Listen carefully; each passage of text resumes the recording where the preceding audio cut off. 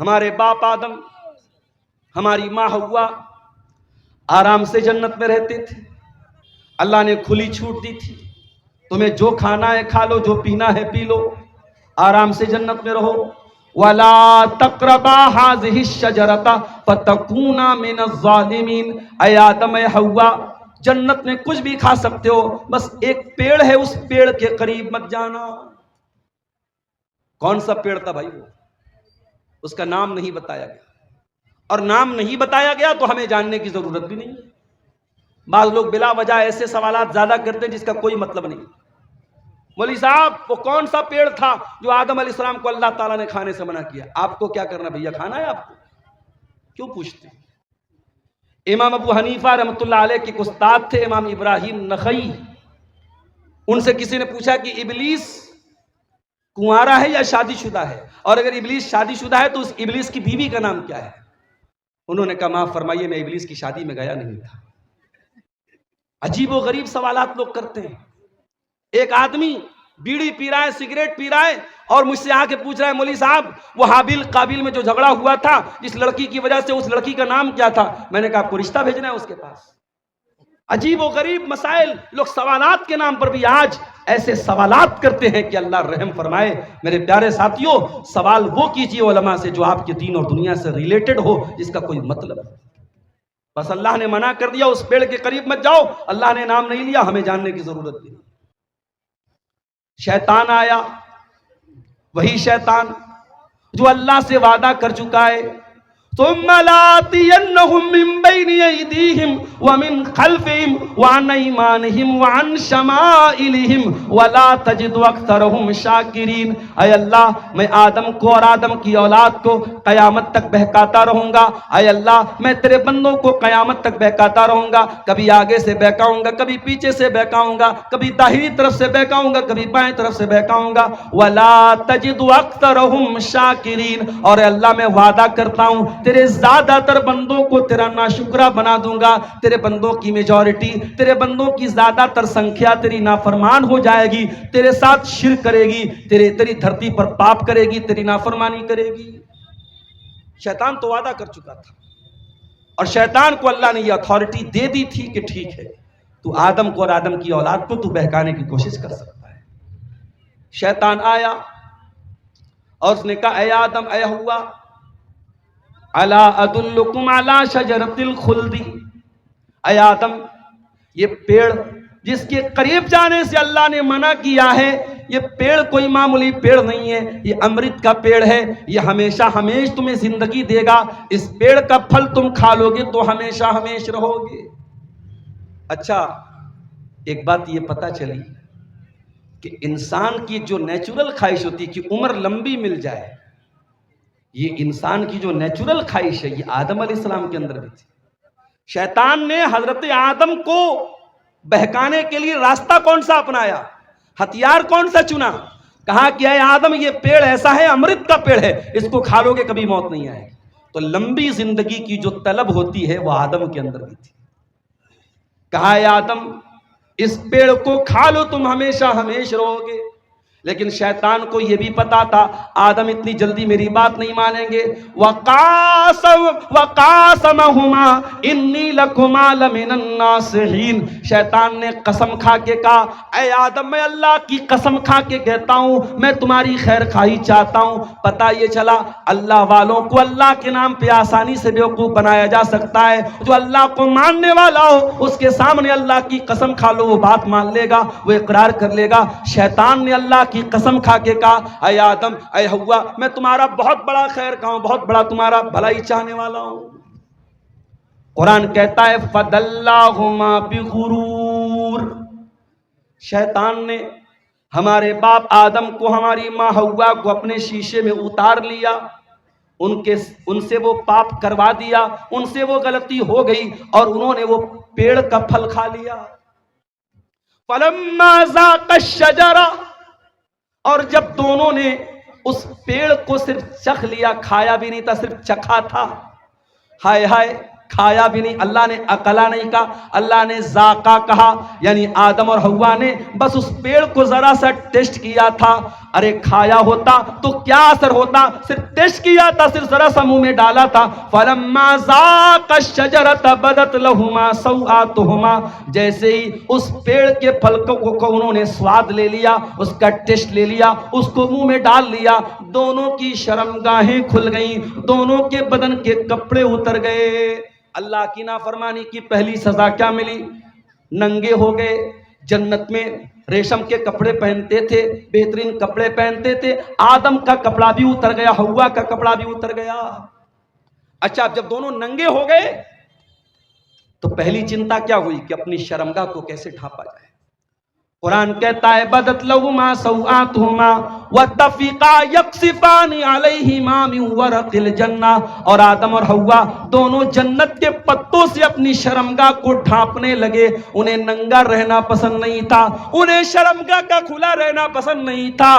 آج کتنے بدتمیز لوگ ہیں، کتنے بے غیرت لوگ ہیں، ننگے رہنے کو اور شرمگاہ کو دکھانے کو وہ بہت بڑی ترقی سمجھتے ہیں. آج کتنی لڑکیاں ہیں، کتنی عورتیں ہیں جو اپنے جسم کی نمائش کر کے انسٹاگرام پر پیسے کما رہی ہیں. کتنے بے غیرت شوہر ہیں جو اپنی بیوی کے جسم کی نمائش کر کے پیسے کما رہے ہیں. وہ لوگوں، یہ ننگا رہنا، یہ ننگا پن، یہ نیوڈیٹی، یہ ولگیرٹی، یہ عریانیت، یہ بیہودہ پن، یہ آدم کا طریقہ نہیں ہے، یہ حوا کا طریقہ نہیں ہے. آدم کا طریقہ تو اپنے آپ کو کور کرنا ہے، اپنے آپ کو چھپانا ہے. جو حقیقت میں آدم کی اولاد ہے، جو آدمی کہلانے کے لائق ہے، جو انسان کہلانے کے لائق ہے، وہ کبھی بھی ولگیرٹی کو پسند نہیں کرے گا، وہ نیوڈیٹی کو پسند نہیں کرے گا، وہ ننگے پن کو پسند نہیں کرے گا. ننگا پن یہ انسانیت کے خلاف ہے، یہ ہیومینٹی کے خلاف ہے، یہ آدم اور حوا کے طریقے کے خلاف. دونوں جلدی سے اپنی شرمگاہ کو کور کرنے لگے، ڈھانپنے لگے. دونوں کو احساس ہوا ہم نے بہت بڑی غلطی کر دی، ہم نے اللہ کی نافرمانی کر دی، ہمارے بدن کا کپڑا بھی اتر چکا ہے. دونوں نے اللہ کی بارگاہ میں ہاتھ اٹھایا اور کیا دعا کی، ذرا دعا کے الفاظ پہ غور کرو. فرمایا ربنا ظلمنا انفسنا وان لم تغفر لنا وترحمنا لنکونن من الخاسرین. پروردگار ہم سے یہ جو غلطی ہوئی ہے، ہم سے جو تیری نافرمانی ہوئی ہے، ہم نے شیطان کے جھانسے میں آ کے جو یہ کام کیا ہے، اے اللہ ہم نے کسی اور پر نقصان، کسی اور کا نقصان نہیں کیا ہے. ربنا ظلمنا انفسنا، اے اللہ یہ غلطی کر کے ہم نے اپنے نفس پر بہت بڑا ظلم کر لیا، بہت بڑا اتیاچار کر لیا. وَإِن لَّمْ تَغْفِرْ لَنَا، اور اگر تو نے ہم کو نہیں بخشا، وَتَرْحَمْنَا، اور تو نے ہم پر رحم نہیں کیا، لَنَكُونَنَّ مِنَ الْخَاسِرِينَ، تو ہم سے زیادہ خسارہ اٹھانے والا کوئی نہیں ہوگا. پتہ یہ چلا کہ جب ہم اور آپ گناہ کرتے ہیں تو اپنے نفس پر ظلم کرتے ہیں، اپنے آپ پر اتیاچار کرتے ہیں. اور آگے بڑھیے، یونس علیہ السلام کو دیکھیے، اپنی قوم کو چھوڑ کے چلے گئے اللہ کی اجازت کے بغیر، اللہ کی مرضی کے بغیر، اللہ کی اجازت کے بغیر، اللہ کے حکم کے بغیر اپنی بستی کو چھوڑ کے چلے گئے. اللہ نے کہاں پہنچا دیا؟ فَالْتَقَمَهُ الْحُوتُ، مچھلی کے پیٹ میں پہنچا دیا.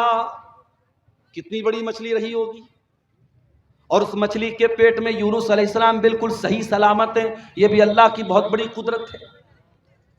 مچھلی کے پیٹ میں یونس علیہ السلام پہنچ گئے. اب ذرا غور کرنا میرے بھائیو، سمندر کا اندھیرا ہے، مچھلی کے پیٹ کا اندھیرا ہے، رات کا اندھیرا ہے، تین اندھیرے ہیں. یونس علیہ السلام تین اندھیروں میں پہنچ چکے ہیں. دنیا کا کوئی نیٹ ورک وہاں نہیں پہنچ سکتا ہے. آج کا دور ہوتا ایئرٹیل بھی کام نہ کرتا، بی ایس این ایل بھی کام نہ کرتا، جیو بھی کام نہیں کرتا. آج پہاڑوں پہ چلے جاؤ، موبائل کا نیٹ ورک کام کرنا بند کر دیتا ہے. فلائٹ پہ چلے جاؤ، ایئر پلین موڈ میں موبائل کو ڈالنا پڑتا ہے. آج بھی دنیا اتنی ترقی کر چکی ہے، لیکن بہت ساری جگہ ایسی ہے جہاں نیٹ ورک نہیں ملتا ہے، جہاں موبائل کمپنیوں کا نیٹ ورک نہیں پہنچتا ہے. وہ لوگوں جہاں دنیا کے کسی نیٹ ورک کا کوریج نہ ہو، جہاں دنیا کا کوئی سم نہ پہنچ سکے، وہاں میرے پروردگار کا نیٹ ورک موجود ہوتا ہے. یونس علیہ السلام مچھلی کے پیٹ میں پہنچ چکے ہیں. انہیں احساس ہو گیا مجھ سے غلطی ہو گئی، مجھے اللہ کی اجازت کے بغیر اپنی قوم کو چھوڑ کے نہیں جانا چاہیے تھا. فَنَادَى فِي الظُّلُمَاتِ، انہوں نے مچھلی کے پیٹ میں اللہ کو پکارا. ان کے دل میں ایک بار بھی یہ خیال نہیں آیا یہ تو مچھلی کا پیٹ ہے، یہ تو اندھیرا ہے، یہ تو سمندر کی گہرائی ہے، یہاں میری آواز اللہ تک کیسے پہنچے گی؟ یونس کو یقین تھا جہاں دنیا کا کوئی نیٹ ورک نہ پہنچے وہاں اللہ کا نیٹ ورک موجود ہے۔ فنادا فی الظلمات، انہوں نے مچھلی کے پیٹ میں اللہ کو پکارا، اور کیا پکارا؟ لا الہ الا انت سبحانک انی کنت من الظالمین، اے اللہ تیرے سوا میرا کوئی معبود نہیں، تیرے سوا میرا کوئی سہارا نہیں، سبحانکا تو پاک ہے، انی کنت من الظالمین، اے اللہ میں بہت بڑا ظالم ہوں، مجھ سے غلطی ہو گئی، اللہ مجھ کو معاف فرما دے۔ او لوگو، دعا مانگنے کی تمیز سیکھو، دعا مانگنے کا طریقہ سیکھو۔ آگے رمضان آ رہا ہے، رمضان دعاؤں کا مہینہ ہے، جب روزہ رکھ کے تم اللہ سے دعا کرو گے اللہ ضرور تمہاری دعا کو سنے گا، اس لیے کہ اللہ قرآن میں جہاں رمضان کا ذکر کرتا ہے، جہاں روزے کا ذکر کرتا ہے، وہیں اللہ یہ بھی کہتا ہے وَإِذَا سَأَلَكَ عِبَادِي عَنِّي فَإِنِّي قَرِيبٌ، اے میرے نبی جب میرے بندے آپ سے میرے بارے میں سوال کریں تو جواب دے دیجئے میں قریب ہوں، اجیب دعوت الداعی، میں دعا کرنے والوں کی دعاؤں کو سنتا ہوں۔ شرط یہ فَلْيَسْتَجِيبُوا لِي وَلْيُؤْمِنُوا بِي، بندے میری بات تو مانے، بندے میرے اوپر ایمان تو لے آئیں۔ اگر آپ اللہ کی بات مانیں گے اللہ پر ایمان لائیں گے، اللہ آپ کی ہر دعا سننے کو تیار ہے۔ ہمیں دعا مانگنے کا طریقہ ہی نہیں آتا میرے ساتھ۔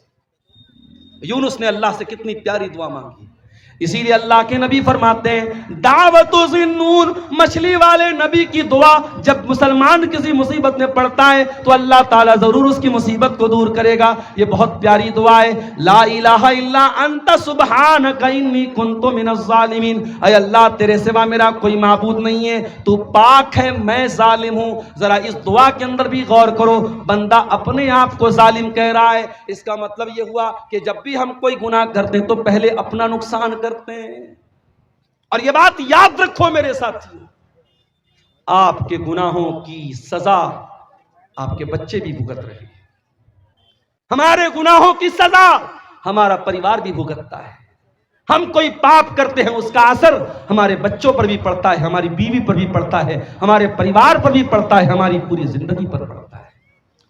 اسی لیے اللہ قرآن میں کہتا ہے وَمَنْ أَعْرَضَ عَنْ ذِكْرِي فَإِنَّ لَهُ مَعِيشَةً ضَنْكًا، جو میرے ذکر سے منہ موڑے گا، جو میری نافرمانی کرے گا، جو میری شریعت کو چھوڑ دے گا، ہم اس کی زندگی کو پریشانی والی زندگی بنا دیں گے۔ وَنَحْشُرُهُ يَوْمَ الْقِيَامَةِ أَعْمَىٰ، اور قیامت کے دن اس کو اندھا بنا کر کے اٹھائیں گے۔ گناہوں کا اثر ہماری لائف پر بھی پڑتا ہے میرے پیارے ساتھیوں، ہماری تندرستی پر بھی پڑتا ہے۔ اسی لیے اللہ کہہ رہا ہے قُلْ يَا عِبَادِيَ الَّذِينَ أَسْرَفُوا، اے نبی آپ کہہ دیجئے اے میرے وہ بندوں جنہوں نے پاپ کر کر کے گناہ کر کر کے اپنی جانوں پر ظلم کیا ہے۔ ایک انسان تھا بہت گنہگار تھا، اللہ کے نبی فرماتے لم يعمل خیرا قط، اس نے کبھی کوئی نیکی کا کام نہیں کیا تھا۔ مرنے کا ٹائم آیا، سارے بچوں کو بلایا، اے میرے بچوں میں بہت بڑا گنہگار ہوں، میں نے دنیا میں کبھی کوئی نیکی کا کام نہیں کیا ہے۔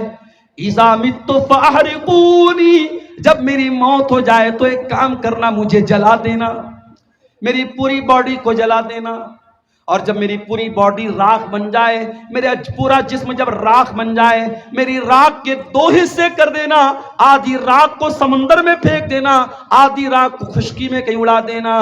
اگر اللہ تعالیٰ مجھے عذاب دینے پر قادر ہے تو وہ تب بھی مجھے عذاب دے دے گا۔ میرے بیٹو یہ طریقہ تم اپنا لینا، شاید میں اللہ کے عذاب سے بچ جاؤں۔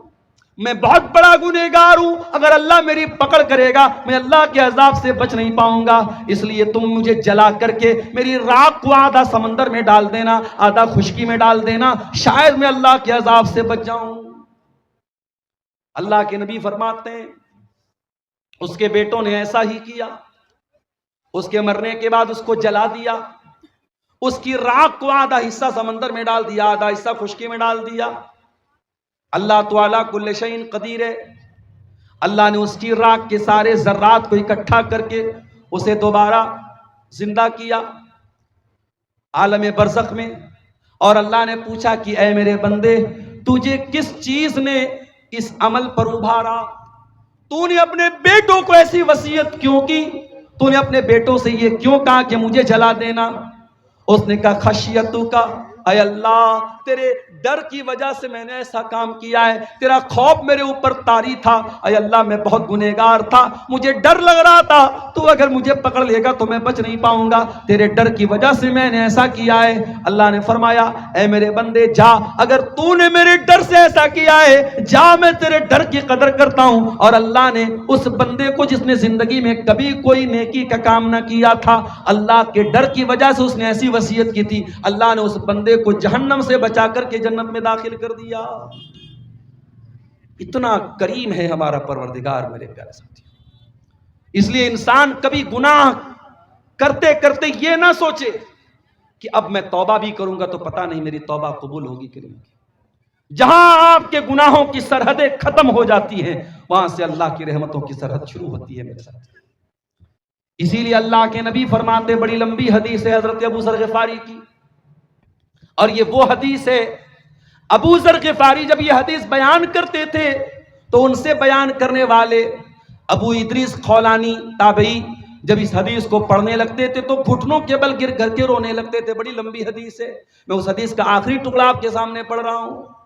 اللہ کے نبی فرماتے کہ اللہ تعالیٰ کہتا ہے اے میرے بندو، تم میں سے جتنے لوگ پہلے پیدا ہوئے، جتنے بعد میں آئے، جتنے انسان ہیں، جتنے جنات ہیں، اگر سب میرے پاس آ کر کے مجھ سے اپنا اپنا سوال کریں، اپنی اپنی مراد مانگے اور سب کو میں ان کی مراد دے دوں، ما نقص من ملکی شیء، میری حکومت کے خزانے میں، میری سلطنت میں کوئی کمی آنے والی نہیں ہے، الا کما ينقص المخيط من البحر، جیسے سمندر میں سوئی کو ڈالا جائے تو سوئی سمندر سے جتنا پانی لے کے نکلے گی، ذرا سا بھی پانی سوئی لے کر کے نہیں نکل سکتی، سوئی کو سمندر میں ڈالا جائے کتنا پانی نکلے گا۔ اللہ نے فرمایا اگر سارے بندوں کو میں ان کی منہ مانگی مراد دے دوں، میرے خزانے میں اتنی بھی کمی آنے والی نہیں ہے۔ اس کے بعد اللہ کے نبی کہتے ہیں، اللہ تعالیٰ کہتا ہے اے میرے بندو، اگر ساری دنیا کے لوگ سب سے زیادہ متقی بن جائیں، پرہیزگار بن جائیں، ما زاد فی ملکی شیء، میری سلطنت میں کوئی بڑھوتری ہونے والی نہیں ہے۔ ساری دنیا کے انسان اور جنات کانوا علی افجر قلب رجل، سب میرے نافرمان بن جائیں، سب گنہگار بن جائیں، ما نقص من ملکی شیء، میری سلطنت میں کوئی کمی آنے والی نہیں ہے۔ ہم اگر گناہ کرتے ہیں میرے ساتھی، ہم اگر پاپ کرتے ہیں تو ہم اپنا نقصان کرتے ہیں، اللہ کا کوئی نقصان نہیں کرتے ہیں۔ اللہ کی شان میں، اس کی حکومت میں کوئی کمی آنے والی نہیں ہے میرے پیارے ساتھی۔ اسی لیے ہمیں اور آپ کو چاہیے کہ ہم اللہ کی طرف رجوع کریں، ہم اللہ سے سچی توبہ کریں، اور سورہ زمر کی آیت ہمیں اسی توبہ کی طرف بلا رہی ہے میرے ساتھی۔ قُلْ يَا عِبَادِيَ الَّذِينَ أَسْرَفُوا عَلَىٰ أَنفُسِهِمْ لَا تَقْنَطُوا مِن رَحْمَةِ اللَّهِ، اے نبی آپ کہہ دیجئے اے میرے بندو جنہوں نے گناہ کر کر کے اپنی جانوں پر ظلم کیا ہے، لا تقنطوا من رحمت اللہ، تم اللہ کی رحمت سے کبھی مایوس مت ہونا۔ 14 فروری کی تاریخ ابھی گزری ہے، پوری دنیا میں اس کو ویلنٹائنز ڈے کے نام سے منایا جاتا ہے۔ بہت سارے لوگوں نے اس دن غلط کام بھی کیے، زناکاری کا ایک بازار گرم ہوا، وقتی طور پر گناہ کی لذت تو مل گئی، لیکن یاد رکھو میرے پیارے ساتھیوں، گناہ وقتی طور پر تو لذت دے دیتا ہے لیکن پرماننٹلی انسان کے لیے بہت نقصان دہ ثابت ہوتا ہے۔ یہ زنا کرنے والے، یہ حرام کام کرنے والے، یہ ناجائز تعلقات بنانے والے، یہ وقتی طور پر تو ضرور تھوڑی لذت پا لیتے ہیں، مگر پرماننٹ طور پر، دائمی طور پر وہ اللہ کی طرف سے بہت بڑی بے برکتی کے شکار ہو جاتے ہیں، ان کی زندگی سے برکت ختم ہو جاتی ہے، وہ اللہ کی رحمت سے دھتکار دیے جاتے ہیں۔ قرآن کی آیت ان زنا کرنے والوں کو بھی دعوت دے رہی ہے، لا تقنطوا من رحمت اللہ، اگر تم نے واقعی میں زنا کر لیا ہے، تم نے شراب پی لی ہے، تم نے غلط کام کر لیے ہیں، تم نے کوئی گناہ کا کام کر لیا ہے، لا تقنطوا من رحمت اللہ، آؤ تمہارا پروردگار تم کو توبہ کی دعوت دیتا ہے، آ جاؤ اللہ سے سچی توبہ کر لو، اللہ تم کو قبول کرنے کو تیار ہے۔ آج تو حالات یہ ہیں، عدالت میں اپرادھی پکڑا جاتا ہے، جھوٹا گواہ لا کر کے اپرادھی اپنے آپ کو بچا لیتا ہے. پیسے والا ہوتا ہے, جج سے بھی سمجھوتا کر لیتا ہے, وکیلوں سے, اچھے وکیلوں کو ہائر کر کے اپنے آپ کو بچا لیتا ہے. اللہ کی عدالت میں تو ایسا ہونے والا نہیں ہے میرے ساتھی. اللہ کی عدالت میں نہ جھوٹا گواہ آئے گا, نہ کوئی غلط ثبوت آپ لے کر آ پائیں گے. اللہ کی عدالت میں تو اللہ زبان پر مہر لگا دے گا.